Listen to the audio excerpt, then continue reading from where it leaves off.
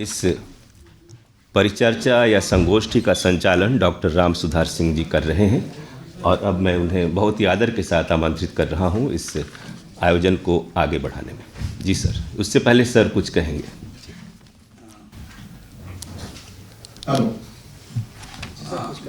आदरणीय राम सुधार जी, प्रबुद्ध मंच, हमारे प्रसार भारती के दोनों घटक दूरदर्शन और आकाशवाणी के हमारे अधिकारी कर्मचारी, जिनके माध्यम से हम अपनी उपस्थिति दर्ज कराते हैं। विषय हमारे भी वक्ता महोदय ने बताया। मैं आपको एक टोन सेट कर रहा हूं। विषय वस्तु को लेकर मेरी अपेक्षा क्या है मंच से, एज ए प्रसार भारती को बताना जरूरी है, ताकि हम क्या जानना चाहते हैं, हम अपना आत्मलोचन किस तरीके से करना चाहते हैं, हमारा वे फॉरवर्ड क्या है, हम आगे बढ़ने के लिए हमारे सामने क्या चीज़ है। इस विषय को देखते हुए मेरे मन में दो तीन जो इसके शब्द हैं वो आए। एक तो सूचना क्रांति, दूसरा सशक्त सोशल मीडिया और तीसरा लोक प्रसारक की भूमिका प्रसार भारती की, और इसके बाद समस्याएं और समाधान। इस पर एक दो बात आपसे करूंगा। क्रांति शब्द का अर्थ आज पूरा बदला हुआ है। यह जो सशक्त शब्द है, इस सशक्त शब्द पर विचार करते हुए मुझे, जब यह सदी 20वीं बीत रही थी तो उस समय एक विश्व की बड़ी कवयित्री विष्णोवा सिम्बोर्स्की, जिसको नोबेल प्राइज़ मिला है साहित्य में, उसकी एक कविता छपी थी। बहुत सारे लोगों ने हिंदी में उसका अनुवाद किया। आज सदी की आखिरी कविता। उसमें वो लिखती है कि अब तो यह सदी भी बीत चुकी है, इसकी कमर झुक गई है, यह बीतने वाली है। इस सदी में हमने क्या क्या सोचा था, जो सोचा था नहीं हुआ, जो नहीं सोचा था वो हो गया। हमने सोचा था, अब वो कहाँ बैठी हुई, वो भारत कभी नहीं आई है वो कवित्री। वो कवित्री कहती है कि हमने सोचा था कि कश्मीर में और सुंदर सुंदर फूल खिलेंगे, लेकिन वहाँ तो बारूदें बिछी हुई हैं। वो कहती है कि हमने सोचा था कि आखिर खुदा को भी अच्छे और ताकतवर इंसान पर भरोसा करना होगा, लेकिन अफसोस इंसान ताकतवर और अच्छा एक साथ नहीं हो सका। जब दूरदर्शन शुरू हुआ था उस समय आप देखिएगा, रामायण और महाभारत होता था, सड़कें खाली हो जाती थी। हम लोग सीरियल जो आना शुरू हुआ था और लंबे समय तक वो सीरियल चला, उसने एक संस्कार दिया। जो लोक प्रसारक की आपकी भूमिका है, वही आम जन तक, जिसको पंडित दीनदयाल उपाध्याय कहते हैं कि अंतिम पायदान तक का व्यक्ति, उस अंतिम पायदान तक के व्यक्ति को वह संस्कार पहुंचाना, जो उद्देश्य है सूचना तंत्र का, जो उद्देश्य है दूरदर्शन का, जो उद्देश्य है आकाशवाणी का। अभी आप देखिए, पिछले दिनों जब लॉकडाउन लगा था कोरोना के समय में, तो इसी दूरदर्शन ने क्या दिखाया था, प्रेमचंद के कहानियाँ और उपन्यास दिखाया था, और मेरा ख्याल है कि एक बड़े पाठक वर्ग ने उसको देखा था। साहित्य की, हाँ, रामायण महाभारत फिर से दिखाया गया था और बड़े एक दर्शक वर्ग ने उसे देखा था। एक मार्टिन लूथर किंग ने बहुत बड़ा महत्वपूर्ण वाक्य मुझे उसका याद आता है। उसने कहा था, किसी राष्ट्र की समृद्धि का अंदाज इससे नहीं लगाया जा सकता है कि उसके पास कितनी ऊंची ऊंची इमारतें हैं, इससे भी नहीं लगाया जा सकता है कि उसकी सीमाओं पर कितने सैनिक हैं या उसके खजाने में कितनी दौलत है, लेकिन किसी राष्ट्र की समृद्धि का अंदाज केवल और केवल इससे लगाया जा सकता है कि आने वाली पीढ़ी कितनी चरित्रवान है, कितनी नैतिक है, कितनी ईमानदार है और कितनी राष्ट्रभक्त है। एक समय यही दूरदर्शन जो है मालगुडी डेज दिखाता था, और मेरा ख्याल है कि हम सारे लोग सारे काम छोड़ करके उसको देखते थे। हमें भारतीय भाषाओं को, केवल हिंदी को लेकर के नहीं, भारतीय भाषाओं में जो श्रेष्ठ कृतियां हैं उनको निर्मित करना, हिंदी में उनको आसान ढंग से प्रस्तुत करना। देखिए, पाठक वर्ग तैयार बैठा है, वह मजबूर है, वह ऊब गया है उससे।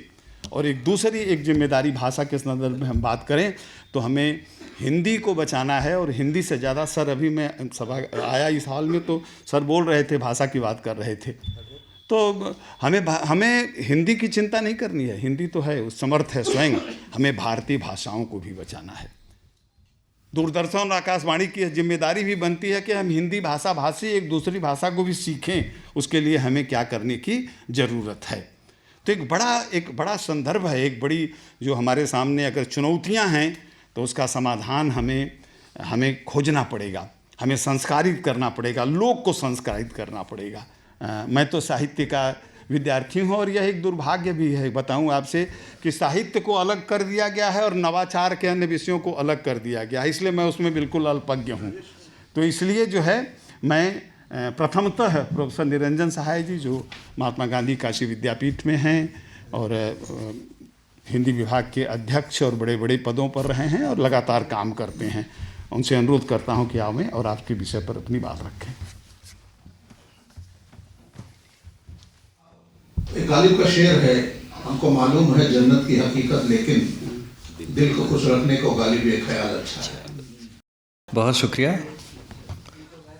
राम सुधार सर अभी यहाँ पर आए थे और एक तरह से उन्होंने एक रास्ता बनाया कि हमको उस पर दौड़ना है। आपने कुछ और बातें जोड़ दी हैं। अभिनव अरुण जी संचालन कर रहे थे, अनिल श्रीवास्तव सर आप हैं, राजेश जी, जितेंद्र सिंह जी, श्री प्रवीण, स्वतंत्र सिंह, राजेश गौतम जी, हमारे कई साथी, चंदन सिंह, आरबी सिंह, और मैं एक अपने शोध छात्र को भी लाया हूँ, उज्जवल नाम है उसका। मैं कहीं भी जाता हूँ तो अपने शोध छात्रों को ज़रूर ले जाता हूँ, क्योंकि वो असल में हमारी नब्ज़ ठीक ढंग से टटोल पाने में कामयाब होते हैं कि हम कहाँ चूक गए और क्या संभावनाएं ऐसी हैं जिनको बढ़ाया जा सके। देखिए, हम कोशिश करेंगे कि एक संवाद हो, और चूँकि हम लोग तो शिक्षा की दुनिया में काम कर रहे हैं और आप एक दूसरी दुनिया में काम कर रहे हैं, पर एक दूसरे का हाथ थामे हुए हैं। जैसे आप मुसीबतों के दौर से गुज़र रहे हैं, हमारा भी दुख ऐसा ही है, हमारे जज्बात भी ऐसे ही हैं, लेकिन हम हताश और निराश नहीं हैं। हमें इन चुनौतियों का मुकाबला करना है। बनारस की बात हुई थी, भर्तृहरि अपने जीवन के अंतिम दिनों में, यहीं बगल में है चुनार का किला, तो उन्होंने लिखा, नीति शतक लिखा था। उसमें उन्होंने एक बात की तरफ इशारा किया। मैं जब उदास होता हूँ तो वो दोनों कविताएं मैं याद कर लेता हूँ। छोटी छोटी कविता है। राजेश जोशी एक बड़े कवि हैं हिंदी के, उन्होंने उसका अनुवाद किया है। लिखा उन्होंने कि भर्तृहरि की पंक्ति है जिसका हिंदी अनुवाद यूँ है कि धूप ने तपा डाली जब चांद गंजे की, धूप ने तपा डाली जब चांद गंजे की, जा पहुँचा छाया की तलाश में ताड़ के नीचे, ताड़ से गिरा फल तड़ाक। आफतें साथ साथ जाती हैं जहां भी जाता है दुर्भाग्य का मारा मनुष्य। लेकिन भर्तृहरि इतना कहकर चुप नहीं होते हैं। वो कहते हैं कि ज़मीन से टप्पा खाकर फिर उछलती है गेंद, आफतें स्थायी नहीं होती अच्छे और भले लोगों की। तो हमारी आफतें स्थायी नहीं हैं क्योंकि हम सोचते हैं, और वो आपको पता ही होगा, ब्रेख्त की कविता है कि जनरल तुम्हारा टैंक बहुत मजबूत है मगर उसमें एक नुक्स है, उसे चलाने के लिए एक आदमी की ज़रूरत होती है और आदमी सोचता बहुत है। तो सोचने वाली कौमें कभी ख़त्म नहीं होती हैं। तो मैं कुछ चीज़ें बताऊंगा, कुछ चीज़ों की तरफ इशारा कर दूंगा। हम लोग जो पब्लिक में बोलते हैं, हम तो लड़के लड़कियों के बीच में रहते हैं और दिन रात जिंदाबाद और मुर्दाबाद के नारे उनके बीच ये सब चलता रहता है। तो हमारी 1986 की शिक्षा नीति जब आई थी तो उसने कहा था कि शिक्षा के लक्ष्य वही हैं जो संविधान के लक्ष्य हैं। कमोबेश इस वाक्य को भारत की सभी सरकारी संस्थाओं पर लागू किया जा सकता है। शिक्षा के लक्ष्य वही हैं जो संविधान के हैं। संविधान के लक्ष्य क्या हैं, इसके बहुत आसान शब्दों में समझें तो हम जानते हैं कि न्याय, बंधुत्व और पंथनिरपेक्षता और समाजवादी लोकतांत्रिक गणतंत्र की स्थापना, ये तमाम बातें वहाँ कही गई हैं और बहुत आसान है उसको समझना। कुल मिलाकर बात इतनी सी है कि भेदभाव का अंधकार हमारे भीतर ना आए, समानता का सूरज हमें रोशनी देता रहे। मैं अब 2-3 बातें कहूँगा और उससे बातों को समझने में आसानी होगी। आज हम इस दौर में पहुंच चुके हैं जहां पर कि हम कल्पना भी नहीं कर सकते हैं यूट्यूब के बिना कोई दिन हमारा गुज़रे, फेसबुक के बिना कोई दिन हमारा गुज़रे, तो ऐसी कल्पना भी हम नहीं कर सकते हैं। मनुष्यता के इतिहास को देखें तो आदमी से अपनी बात कहने की जब परंपरा को शुरू किया तो 4 क्रांतियाँ याद की जाती हैं। जब पहली मर्तबा उसने जिन गुफाओं में रहता था उसमें चित्र बनाकर अपनी बातों को कहना शुरू किया। फिर इंसानियत की दुनिया में लफ्ज़ आए, शब्द आए, और शब्दों और वाक्यों में अपनी बात लोग कहने लगे। ये दूसरी क्रांति थी। तीसरी क्रांति वो थी जब छापे खाने आ गए और छपकर अखबार लोगों के बीच जाने लगे।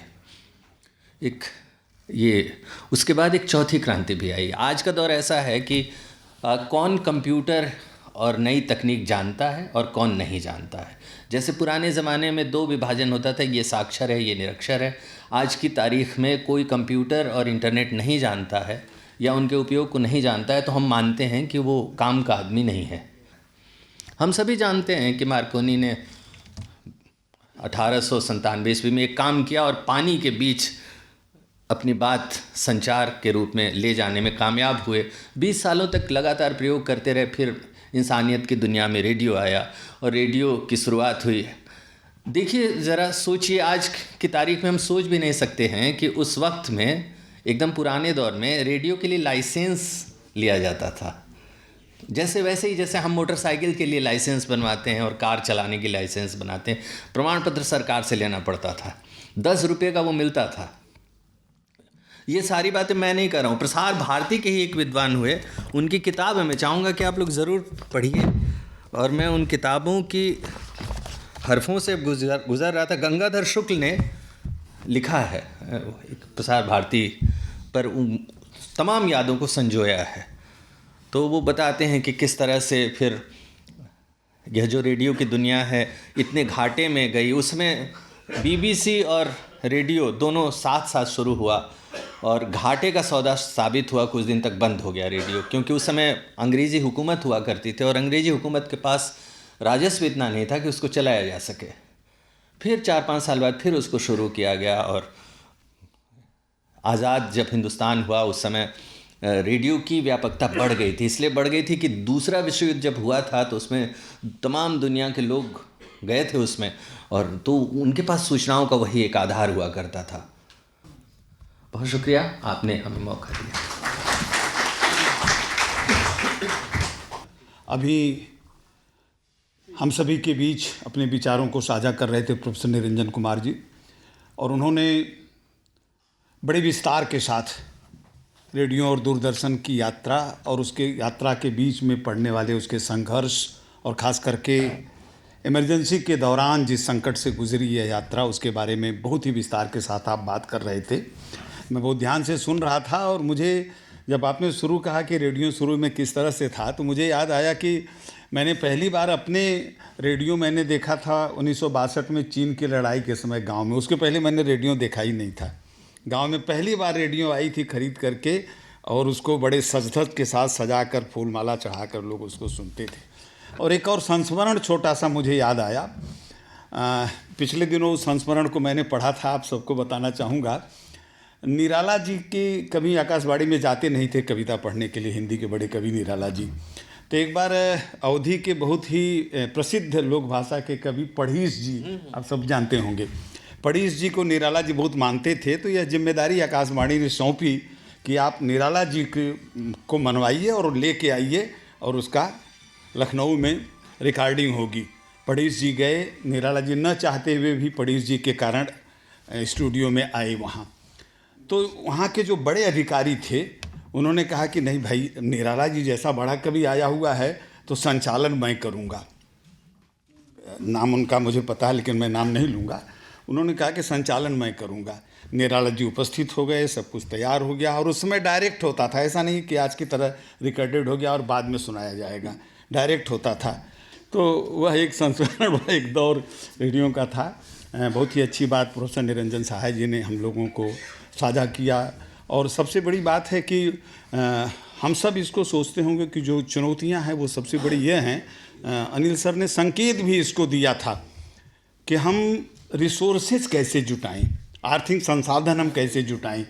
इसके लिए आकाशवाणी तमाम तरह के विज्ञापन का और स्वप्रायोजित कार्यक्रम भी कर रहे हैं। अब इसके बाद मैं डॉक्टर बाला लखेंद्र जी को बहुत आदर के साथ आमंत्रित करता हूं। सर, आप कुछ कहना चाहेंगे? इसके बाद फिर मिलाएं। मैंने दो चीज़ें कही, तीन बातें कही जी। कि मैं कार्य क्षेत्र को बांट के देखना चाहता हूं। तो एक दिल्ली है, देश की राजधानी है, प्रबुद्ध और बड़े ज़्यादा सोचने वालों का शहर है, उसकी एक अलग कार्य क्षेत्र है, कार्यशैली। दूसरा है इलाहाबाद, प्रबुद्ध लोगों का शहर, जहाँ के मैंने बताया कि हर आदमी अपने को IAS से कब नहीं समझता। और तीसरा बनारस है, अल्हड़ मस्ती का शहर। बहुत बहुत धन्यवाद सर। हाँ, जब मुझे ये कहा गया कि सूचना क्रांति और सशक्त होते सोशल मीडिया के दौर में लोक सेवा प्रसारक के रूप में प्रसार भारती के समक्ष चुनौतियां और समाधान, इस विषय पर आपको बोलना है। मुझे ये ज्ञात नहीं था कि यहाँ पर इस तरह की चर्चा होगी, तो मैं बड़ा, चूँकि हम लोग शिक्षक हैं, तो शिक्षक के रूप में मैंने इस पर बड़ा शोध कार्य किया, जो लगभग ये 20-25 पेज आपके सामने है। पहले मैंने ये सोचा कि पहले सूचना क्रांति के बारे में आपसे बात करूँगा, फिर सशक्त होते ये जो सोशल मीडिया है उसकी बात करूंगा, और फिर प्रसार भारती जो लोक प्रसारक, लोक सेवा प्रसारक है, उसके समक्ष क्या चुनौतियां हैं, इस पर बात करूंगा। लेकिन अब सारी चीज़ें बहुत साफ़ हो गई हैं, और अभी यहाँ पर हमारे माननीय श्री अनिल श्रीवास्तव जी जो अपर महानिदेशक हैं, सीधी बात कर रहे हैं और वो चुनौतियों की ही बात कर रहे हैं। केंद्राध्यक्ष डॉक्टर राजेश गौतम जी हैं, उप महानिदेशक श्री RP सिंह जी यहाँ पर हैं, हमारे विद्वान वक्ता डॉक्टर राम सुधार सिंह जी, जो वरिष्ठ समालोचक हैं, प्रोफेसर निरंजन सहाय जी, और बाकी यहाँ जितने चेहरे हैं लगभग सभी परिचित हैं, क्योंकि मैं आकाशवाणी में 14 वर्ष रहा हूँ। 1994 आकाशवाणी भागलपुर में मैंने योगदान किया था ट्रांसमिशन एग्जीक्यूटिव के रूप में। माननीय अध्यक्ष महोदय जो यहाँ हमारे कार्यक्रम के संचालक हैं, सूचना क्रांति का दौर आया, जैसा इन्होंने कहा 90 के दशक में, जब इंटरनेट, कंप्यूटर का जाल शुरू हुआ। अगर संचार के मॉडल को आप पढ़ेंगे, माननीय डॉक्टर गौतम जी संचार के मॉडल को कभी कभी हमारे यहाँ क्लास लेने के लिए भी आते हैं, तो उस मॉडल में ये है कि सफल मॉडल वही है जो 2 वे है। ये नहीं कि जो सेंडर है वो समाचार भेज रहा है, संदेश भेज रहा है, और रिसीवर उसे रिसीव ही नहीं कर रहा है, और अगर रिसीव भी कर रहा है तो फीडबैक नहीं दे रहा है। पूरे दुनिया की आबादी 8 अरब है, और मित्रों लगभग 3 अरब लोग, आप वेरीफाई कर लीजिएगा, 2.9 है, अब वो बढ़ भी गया होगा क्योंकि डाटा थोड़ा पुराना है। 3 अरब लोग फेसबुक देखते हैं। अभी मैं देख रहा था, मैंने बहुत सारे कुछ डाटा लेकर मैं यहाँ आया था। आप सब याद होगा कोविड के दौरान एक समाचार आए, लोगों ने यूट्यूब पे चलाया और हर जगह प्लेटफॉर्म पे आया कि प्याज खाने से कोविड ख़त्म हो जाता है, और लोग प्याज खाने लगे। प्याज कितना खाना चाहिए पता नहीं, हमारे यहाँ स्टोरी चली या पता नहीं, प्रसार भारती को अगर वो स्टोरी है, यदि लोग चाहते हैं जानना, तो क्या हम उस सूचना को उन तक पहुंचा रहे हैं, उनके लिए पहुंचा रहे हैं? आज भी हमारे देश की अच्छी खासी आबादी निरक्षर है। 25% अगर निरक्षरता की ओर है। आप सभी जानते हैं कि साक्षर होने का मतलब क्या है और निरक्षर। तो अगर 25% आबादी जो अभी भी निरक्षर है, गांव में रहती है, और मुझे लगता है कि वो हमारे देश का सर्वश्रेष्ठ नागरिक है, क्योंकि या तो वो किसान है, या मजदूर है, या राष्ट्र के निर्माण में सड़कों पर दौड़ता हुआ व्यक्ति है। क्या उस तक सही सूचना नहीं पहुंचनी चाहिए? और ये सही सूचना सिर्फ और सिर्फ आकाशवाणी या दूरदर्शन के माध्यम से ही पहुंचाई जा सकती है, क्योंकि हम लोग प्रसारक हैं। और हमें एक बार पुनः गांव की ओर लौटना होगा, अपने लोगों की ओर लौटना होगा, और लोगों के बीच जाकर ये पूछना होगा कि आखिर आपको आवश्यकता किस बात की है, आप किस तरह की सूचना चाहते हैं, किस तरह का मनोरंजन चाहते हैं, और हम आपको कैसे शिक्षित बना पाएंगे। यदि हम ऐसा कुछ कर पाते हैं तो निश्चित रूप से लोक प्रसारक के रूप में प्रसार भारती दुनिया भर के देश में, तो कहता हूँ कि दुनिया भर के देशों में, मैंने बहुत सारे देशों की यात्रा भी की है और मैंने पढ़ा भी है, दुनिया भर के देशों में ऐसा लोक प्रसारक कहीं नहीं है। ये सिर्फ और सिर्फ भारत में है। दिनकर की पंक्ति के साथ मैं अपनी बात को समाप्त करूंगा।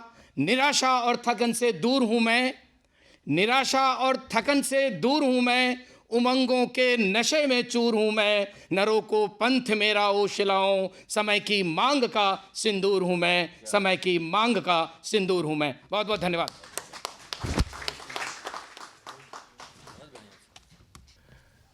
उसूलों पे जो आए आज टकराना ज़रूरी है, अगर जिंदा हो तो जिंदा नज़र आना ज़रूरी है।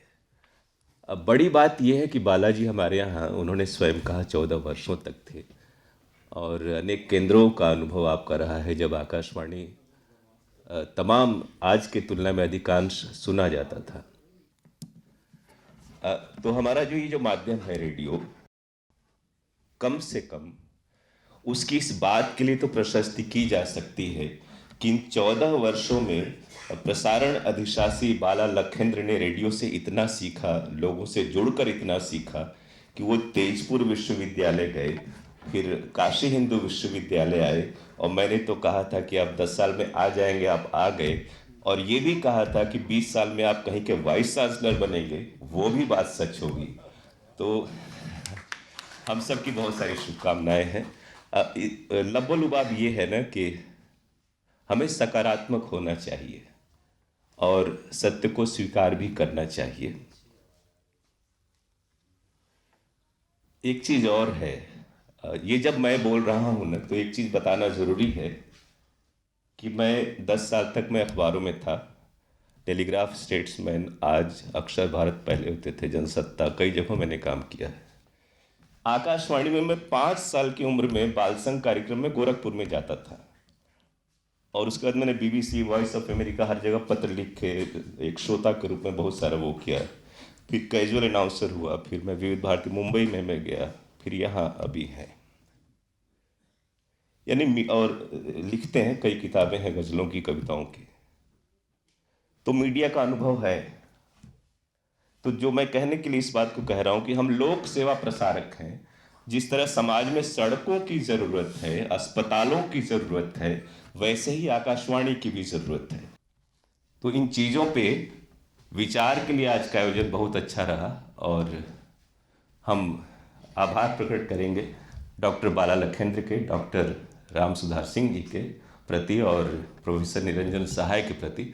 बहुत ही अच्छी चर्चा हुई। आप सभी को बहुत बहुत धन्यवाद। आपके जो बताए हुए आपने बिंदु बताए, हम प्रयास करेंगे कि उसको अपने जीवन यापन में, रोजचर के दिनचर्या में, कामकाज में समाहित कर सकें, और अगली गोष्ठी हो तो शक्ल सूरत बदली बदली नजर आए। बहुत बहुत धन्यवाद।